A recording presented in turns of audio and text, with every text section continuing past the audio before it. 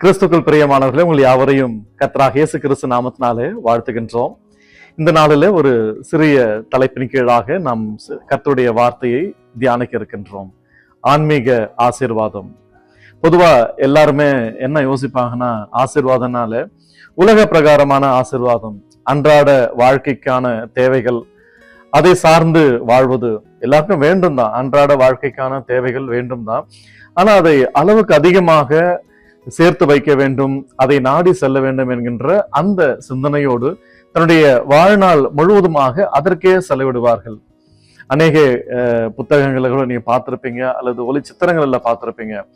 ஒரு இளம் வாலிபர் தன்னுடைய வாழ்நாள் முழுவதுமாக வேலை, கடினமான வேலை, உழைப்பு, பணத்தை அதிகமாக சம்பாதித்து சேமித்து வைத்து அதன் வழியாக செல்வமான வாழ்க்கை வாழலாம் என்று சொல்லி கடந்து ஓடிக்கொண்டே இருக்கின்றான். ஆனால் ஒரு நாள் அவனுடைய ஓட்டம் நின்ற பொழுது அவனுடைய வீட்டின் அறை முழுவதுமாக அதிக பணத்தை சேர்த்து வைத்து விட்டான். ஆனால் அதை செலவிட வேண்டும், அதனுடைய பெருக்கத்தால் தன்னுடைய வாழ்க்கையின் மகிழ்ச்சியை கொண்டாட வேண்டும் என்று சொல்லி பார்க்கும் பொழுது அவனுக்கு நேரம் இல்லாமல் போய்விட்டது. காரணம், வயது முதிர்ந்தவனாய் வாழ்க்கையின் இறுதிக்குள்ளாக நின்றவனாய் இருக்கின்றான். பிரியமானவர்களே, இன்றைக்கு நம்முடைய வாழ்க்கை எதை நோக்கி சென்று கொண்டிருக்கிறது? எப்படிப்பட்ட ஆசீர்வாதத்தை எண்ணிக்கொண்டு ஓடிக்கொண்டிருக்கின்றோம்? திருமறையில பரிசுத்த பவுல் எபேசு திருச்சபைக்கு எழுதும் பொழுது 1 முதல் 3 அதிகாரங்களில 1, 2, 3ஆம் அதிகாரங்களில ஆவிக்குரிய ஆசீர்வாதங்களை குறித்து அவர் அதிகமாக பேசுகின்றார். அதுல பார்க்கும் பொழுது நாம் கர்த்தரால் முன்குறிக்கப்பட்டவர்கள் என்று சொல்கின்றார். இது ஒரு ஆவிக்குரிய ஆசீர்வாதம். இரண்டாவதாக, புத்திர சுவிகாரத்தை கர்த்தர் நமக்கு கொடுத்திருக்கின்றார். அதாவது கடவுளுடைய பிள்ளைகளாக நாம் இருக்கின்றோம். அதுவே ஒரு ஆவிக்குரிய ஆசீர்வாதம் என்று சொல்லப்படுகிறது. மூன்றாவதாக பார்க்கும் பொழுது நாம் கர்த்தருடைய பிரியர்கள் என்று சொல்லப்படுகிறது. அதாவது we are beloved of Christ, beloved to the Christ என்று கர்த்தருடைய பிரியர்கள். நான்காவதாக, கர்த்தர் நமக்கு மீட்பை கொடுத்திருக்கின்றார். மீட்பு வாழ்க்கையில் நாம் கர்த்தருடைய கரத்துல மீட்கப்பட்டவர்களாக இருக்கின்றோம். we are redeemed by the blood of Lord Jesus Christ. இது ஒரு ஆவிக்குரிய ஆசீர்வாதமாக இருக்கிறது. ஐந்தாவதாக, பாவ மன்னிப்பு, forgiveness. இதுவும் ஒரு ஆவிக்குரிய ஆசீர்வாதமாக பவுல் அங்கே சித்தரித்து காட்டுகிறதை நாம் பார்க்கின்றோம். கர்த்தருடைய ரகசியத்தை வெளிப்பாடாக கர்த்தர் நம்ம கொடுக்கின்றார். Revelation of God's mystery. கர்த்தருடைய அந்த ரகசியங்கள், பரம ரகசியங்களை கர்த்தரம் வெளிப்படுத்துவது, அது ஆவிக்குரிய ஆசீர்வாதம். கர்த்தருடைய சுதந்திரவாளிகளாக இருக்கிறோம். we are inheritance, we receive inheritance, சுதந்திரவாளிகள். then ரட்சிப்பு, salvation, ஆவியானவரால் முத்திரை பெறுவது, ஆவியானவருடைய அச்சாரத்தை பெறுவது, அல்லது அடையாளம், ஆவியானவரால் முத்திரிக்கப்பட்டு ஒரு அடையாளத்தை பெற்றுக் கொள்கின்றோம். இப்படி ஒரு 10 வகையான ஆவிக்குரிய ரகசியங்கள், அது ஆவிக்குரிய ஆசீர்வாதங்களை குறித்து பரிசுத்த பவுல் தன்னுடைய நிருபத்துல, அவர் எபேசிய நிருபத்துல எழுதுகிறதை பார்க்கின்றோம். இந்த ஆசீர்வாதங்களில் ஒரு சிலதை நாம் அடிக்கடி கேட்டிருப்போம். முன்குறிக்கப்பட்டது, மீட்பு, ரட்சிப்பு, பாவ மன்னிப்பெல்லாம்.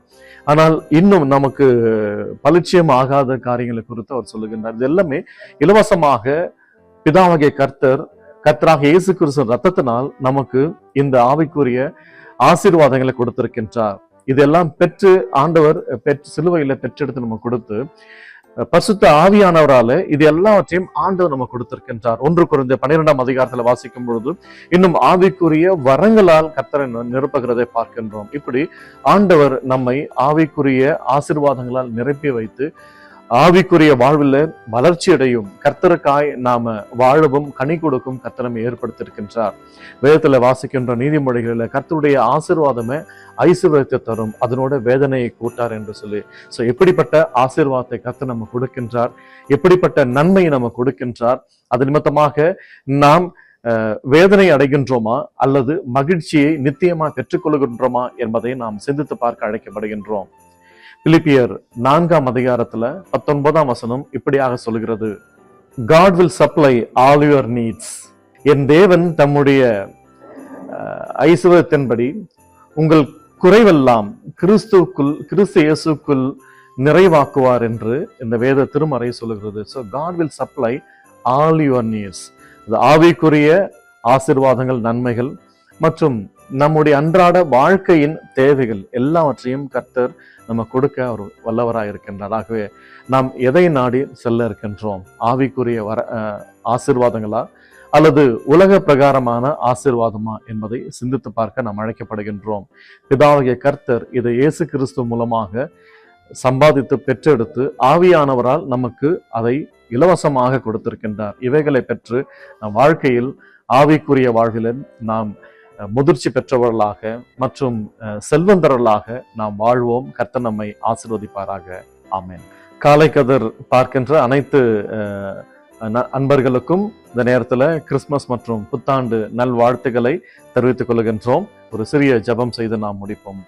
பரிசுத்த பிதாவை துதிக்கிறோம், ஸ்தோத்திரிக்கிறோம். ஆண்டவரே, உலகத்தை மீட்கும்படியாக உம்முடைய திருக்குமாரனாகிய இயேசு கிறிஸ்துவை இந்த உலகத்திற்கு நீர் அனுப்பினீர். அவர் தன்னுடைய இரத்தத்தினால் இந்த உலகத்தை மீட்டெடுத்து ஆண்டவரே, அவர் சிலுவையில தன்னை தியாகம் செய்து எல்லோரையும் ஆவிக்குரிய ஆசீர்வாதத்தால் நிரப்பும்படியாக தன்னையே ஜீவ பலியாக ஒப்பு கொடுத்தார். ஆண்டவர்களுக்காக வைத்திருக்கின்ற அனைத்து ஆவிக்குரிய ஆசீர்வாதங்களுக்காக நன்றி செலுத்துகின்றோம். இதோ மீண்டுமாக ராஜாதி ராஜாவாக வர இருக்கின்றார். அவருடைய வருகையை எதிர்நோக்கி இருக்கின்ற நாங்கள் இந்த ஆவிக்குரிய ஆசீர்வாதங்களை கொண்டு கனி கொடுக்கிறவர்களாக தொடர்ந்து ஜீவிக்க இன்னும் அநேகரை உமக்குள்ளாக வழிநடத்த உதவி செய்வீராக. மீட்பர் இயேசு கிறிஸ்து மூலம் ஜெபிக்கிறோம் நல்ல பிதாவே. ஆமென்.